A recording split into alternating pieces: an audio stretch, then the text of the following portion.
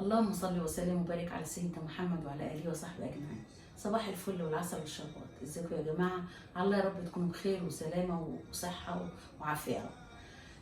النهارده انا عند بنتي. ان شاء الله هنعمل النهارده حاجه حلوه. كفايه بقى طبيخ ومخللات وحاجات كده، نعمل النهارده بقى كده حاجه حلوه. هنعمل اللهم صل على النبي. اسمها ايه يا نهله معايا؟ خلية نحل. خلية النحل. طبعا خلية النحل دي بتبقى طعمها حلو جدا. بتحط لها بقى حاجات، بتحط لها بشرة، يا اما تحطوا جبنه يا اما نوتيلا، يعني الحاجه اللي انتوا نفسكم فيها. فالنهارده بقى هنعملها مع بعض. هنعملها النهارده بالنوتيلا اولادي بيحبوها، يعني بالشوكولاته بس. على الله كده تعجبكم يا رب، وتقوموا تعملوها على طول، هتعجبكم جدا. طعمها في منتهى الجمال، وكمان سهله، يعني العجينه بتاعتها سهله، يعني ما فيهاش حاجه، العجينه العاديه. يلا بينا. ها يا ولاد، بسم الله الرحمن الرحيم. هنبتدي بقى مع بعض. ادي المكونات زي ما حضراتكم شايفين. ادي الدقيق، ادي دقيق الضحى، طبعا ده احلى دقيق ممكن الواحد يعمل بيه اي حاجه. وادي الفانيليا، وادي اللهم صل على النبي الخميره الفوريه. ده المكونات دي، وطبعا حليب معاهم، وفي البضايه كمان، واللهم صل على، في بقى معلقه خل ومعلقه نشا والحاجات دي كده ايه في وسط الوصفه هنعملها مع بعض. ودول طبعا زي ما حضراتكم شايفين كده، دول اللي هنعمل بيهم اللبن المكثف المحلى، احنا برضو اللي هنعملها مع بعض. ودي طبعا النوتيلا اللي احنا هنعمل دي نوتيلا مصريه حلوه جدا، مجرباها قبل كده، هايله جدا. هنحطها جوه العجين، طبعا الوحدات هنحط عليها فيها نوتيلا. وادي المكونات كلها، ونبتدي بسم الله الرحمن الرحيم. اول حاجه بنعملها ايه؟ اول حاجه طبعا بننخل ايه الدقيق. بسم الله الرحمن الرحيم. بسم الله بسم الله، اللهم صل على كامل نور النبي. اجمل حاجه الاول كده ايه؟ تدخلي الدقيق. بسم الله الرحمن الرحيم. وبعد بقى ما نخلنا يا ولاد الدقيق، دول 5 كوبايات دقيق اهو، نخلناهم نحطهم على جنب. وادي بقى هنختبر الخميره. ادي تقريبا كوبايه لبن دافيه زي ما حضراتكم شايفين في الكنكه اهو، دافيه مع البوتاجاز. وادي بمقدار معلقه كبيره سكر.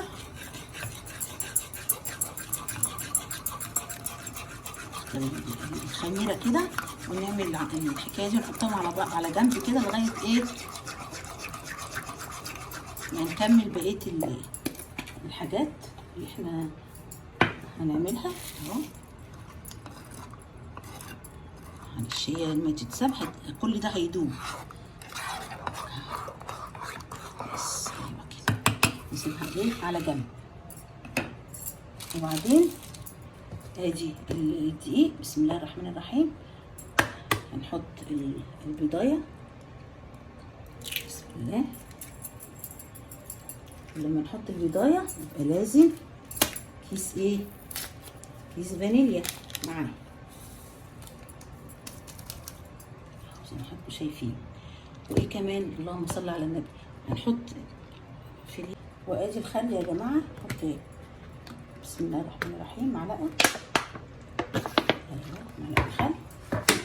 وادي النشا، معلقه كده كويسه نشا. بسم الله الرحمن الرحيم. وطبعا هنحط قبل ما نحط اي ماده سائله في العجين، هنحط ايه؟ الخميره اللي احنا حطيناها بالسكر بالحليب، اللي احنا اختبرناها وعملت ايه وش ما شاء الله اهو. نحطها. بسم الله الرحمن الرحيم. ايه، نقلب كده الحاجات دي الاول كده. بسم الله الرحمن الرحيم. اللهم صل على كامل نور النبي. ربنا يحسن ختامها يا رب.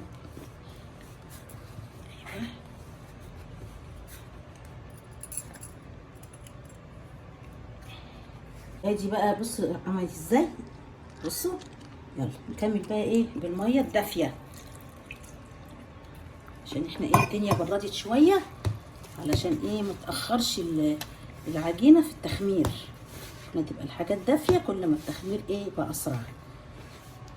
لو في الصيف لا، حطي ميه من الحنفيه عاديه.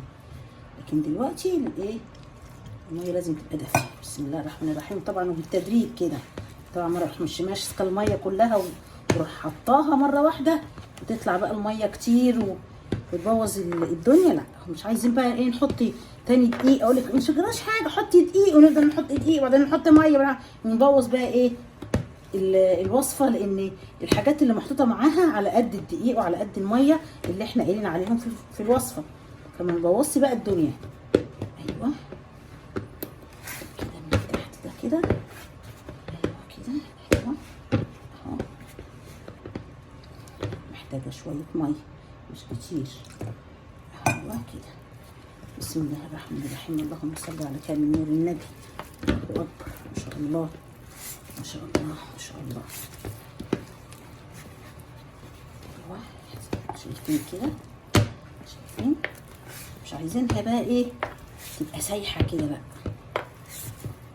يعني ايه في الاصول تبقى طريه قوي ولا ناشفه. يعني دلوقتي كده هي محتاجه ايه شويه ميه برضه. بسم الله الرحمن الرحيم. اللهم صل على كامل نور النبي. انا حضرتك ايه شايفين كده. بسم الله الرحمن الرحيم. طبعا انا عندي بنتي وطلعت العجان بتاعها، وللاسف الشديد ما اشتغلش. ليه مش فاهمه، لسه جديد نوفي. ربنا يستر بقى، نعرف ايه نروح نوديه التوكيل ونشوف ليه ما اشتغلش. جروهي اللي هو جروهي ده ان شاء الله نوديه التوكيل ونشوف ايه الموضوع. يعني حاجه لسه يا جماعه، ليه يعني كده؟ ليه الغش ده؟ بس ده يعلمنا ان احنا لما نشتري حتى حاجه لازم ايه ناخدها كده ما ناخدهاش قصدي الا ما نجربها نتاكد ان هي شغاله وكل حاجه وتمام. عشان للاسف يعني الغش كتر قوي قوي. مش تروحي واخده الكرتونه مقفوله زي ما هي كده تقول لا خليها الكرتونه مقفوله كده عشان لا، مفيش حاجه اسمها مقفوله. في حاجه لازم تجربيها وتاكدي ان هي شغاله. لا حول ولا قوه الا بالله. وادي العجينه يا جماعه نسيناها عشان بقى ايه نشغلها شويه كده، علشان لسه خشنه طبعا زي ما انتم شايفين كده. عايزين ايه نشتغل معاها شويه علشان تطرى.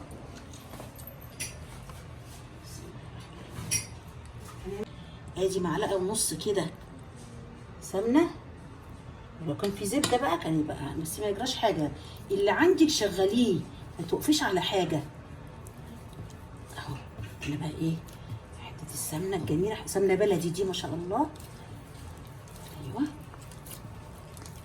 طبعا العجينه دلوقتي هتتقطع وايه وحاجات تقولي بس دي باظت، لا بس من السمنه لازم تاخد اكشن كده العجينه، بس هتلمي تاني تبقى زي الفل.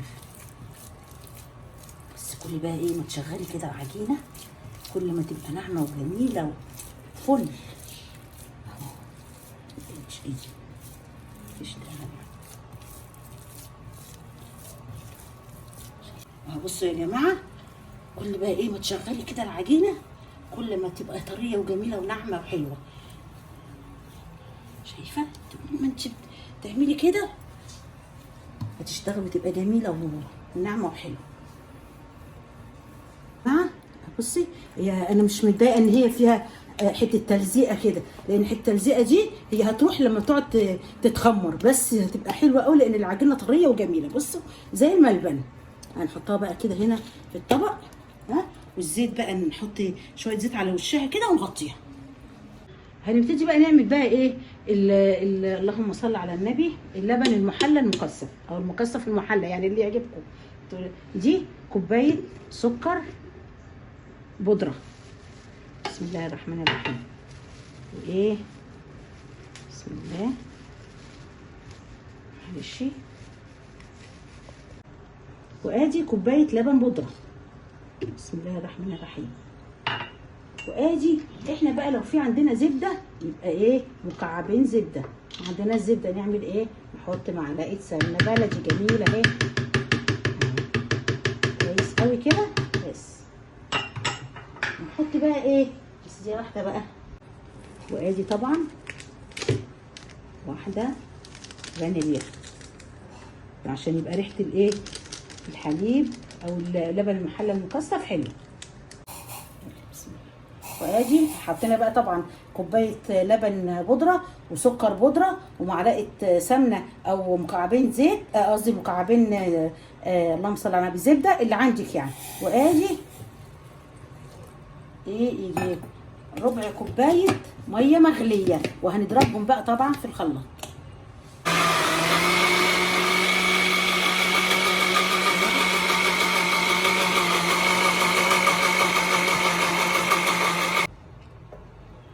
شايفين يا جماعه اهو، شايفين القوام حاجه في منتهى الجمال. شايفين اهو.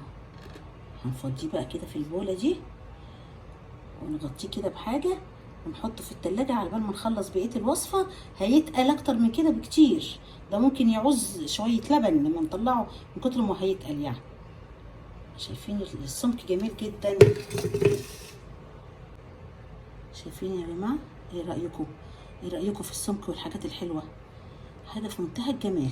بس هنحطها دلوقتي بقى في التلاجة، نغطيها كده بطبق صغير اي حاجه ونحطها في التلاجة ونسيبها بقى ان شاء الله لما نيجي نحطها تكون تقلت عن كده. بس شايفين يا جماعه العجينه بسم الله ما شاء الله، اللهم صل على كامل نور النبي، ما شاء الله، ربنا يحسن ختامها يا رب. شايفين الجمال عدى الكلام زي ما بيقولوا، صلاة النبي احسن، اللهم صل على كامل نور النبي. بسم الله الرحمن الرحيم. شايفين بقى؟ الله اكبر ما شاء الله. نبتدي بقى ايه، نعمل كور كده، على رأي تامر، وهنحشي على طول عشان ايه الوقت يعني، مش هنقعد بقى ايه الاول نحط كور وبعدين نعملها والكلام ده، لا.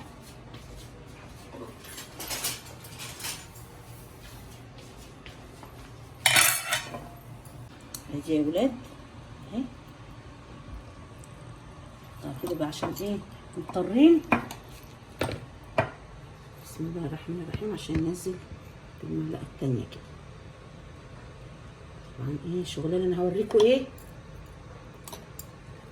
حلتين 3 وهعمل هنا بقى ايه عشان ايه اسرع يعني. تقفلوا بقى ده كويس علشان ايه الشوكولاته ما تخرجش. وطبعا التقفيله دي هي اللي هتبقى تحت معروفه طبعا يعني اهي. شايفين وبعدين تكون ايه اكبر من يعني قد البيضه كده. شايفين المنظر اهو. وهي دي الصينيه نبعد شويه عن بعض كده لانها طبعا لما تخمر هتقرب من بعض كده.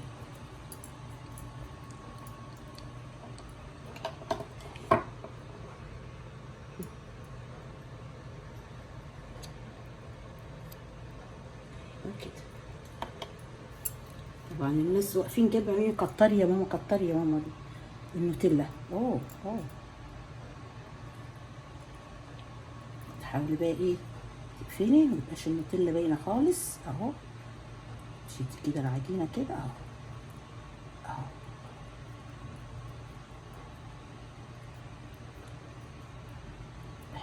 شايفين حضراتكم؟ دي صغيره شويه بس ما يجراش حاجه يعني. على قد ما تقدري تقفلي كده. بصي اهو. ممكن نحطها في في اللي هو بقى الصف اللي بعديه هيبقى اصغر. فاهي شايفين دول كبار شويه واللي بعديه اصغر كده. ادي يا ولاد اهو الصينيه عملناها، وهنحطها بقى في حته دافيه عشان تتخمر تاني، ونرجع اوريكم عملت بقت شكلها ايه ونحطها بقى في الفرن. ادي يا جماعه هي خمرت على ما نقدر يعني، بقى لها كتير بس ايه عشان احنا مستعجلين معلش. هي خمرت. وبعدين هنبتدي نعمل بقى ايه المحلول اللي هنحط على وشها قبل ما ندخلها الفرن. ادي بيضايه، وادي معلقتين لبن، وادي معلقه نسكافيه.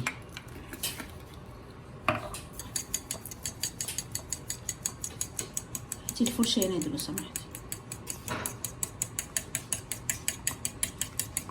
النسكافيه عايز ايه يتساب شويه يدوب الحبيبات دي.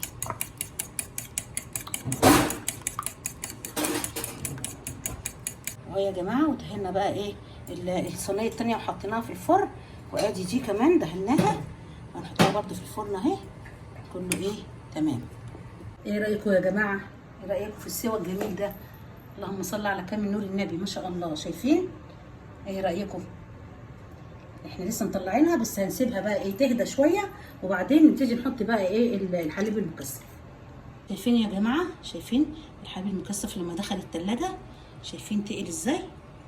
شايفين بقى كريمه.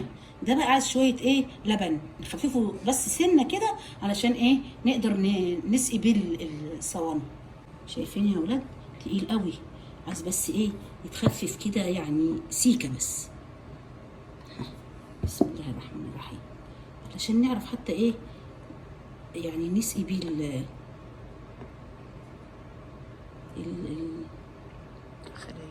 خلية النحل. مش عارفه ليه بتلعثم انا في حكايه خلية النحل دي، برضو اول الفيديو وانا بقول برضو مش عارفه ليه نسيتها. نضربها المضرب بقى لانها هي ايه طبعا تقيله، وحطينا اللبن كده ف معصلجه انها تتضرب، فنعملها بالمضرب كده. شايفين اهي فكت على طول، دخل جواها الحليب. يا جماعه شايفين؟ ايوه سرسوب كده عشان يجي على كل الخليه كده. شايفين؟ ايوه الحليب المكثف ده بيعمل طعم رائع طبعا للخليه. صلى على النبي. انا بحب بصراحه كتره. دلوقتي تشربوا دي كمان. بسم الله الرحمن الرحيم، اللهم صل على كامل نور النبي، ما شاء الله. شايفين زي ما يكون كريمه مش حليب مكثف، ما شاء الله. ايه يا جماعه؟ ايه رايكم؟ خلاص حطينا عليها وكل حاجه، بألف هنا وشفا للي هيشوفها واللي شافها واللي هياكلها. ألف هنا، وما تنسونيش بقى سبسكرايب ولايكات وتعليقات وحاجات حلوه، وربنا ما يحرمنيش منكم. سنه طيبه، سلام عليكم.